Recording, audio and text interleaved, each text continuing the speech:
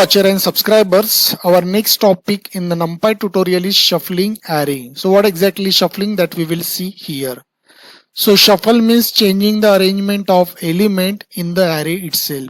Means by using shuffling concept, we have the shuffle method, and by using that shuffle method we can change the arrangement of element in the original array itself. Means we change the place of the values. Okay, and in the shuffle category there is one more concept, permutation of array. It will also help us to shuffle the elements, but in the permutation there is one difference. If we compare this with the shuffle method, the permutation method returns a rearrange array and leave the original array unchanged. Means here by using permutation method the original array will not be changed. We get new array and there we get the shuffling of element. So now here in the practical session we will see both the methods, shuffle and permutation, so that you can analyze the difference.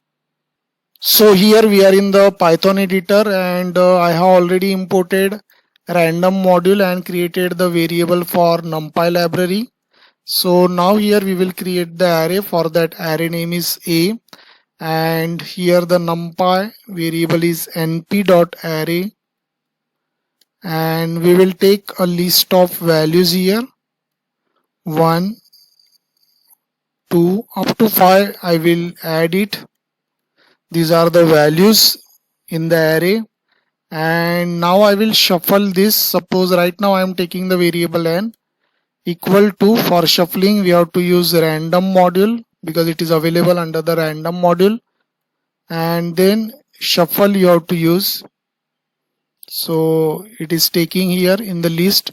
So then in that shuffle we have to specify the array A. Got it? And now in that print statement we will observe A. And now here you see this is the original array and we are shuffling that array. So that original array A we are writing, and we will see whether it is taking same value or it is shuffle. And it is definitely going to be shuffle. So in place of that 1 2 3 4 5 we will get 5 2 then 1 3 4. So it got shuffle. And suppose in place of A if you take n, so we will not get any array because it is shuffling to the original one. Got it? You see here it is showing none message. So there is no meaning to create that variable. The proper program will be like that. So now you see it is working properly and shuffling the original array element. Got it? So now the 3 1 4 2 5, every time the output will be varied. You see here. So now we will take another method, like suppose I am using variable n, and now in place of shuffle I am taking permutation method.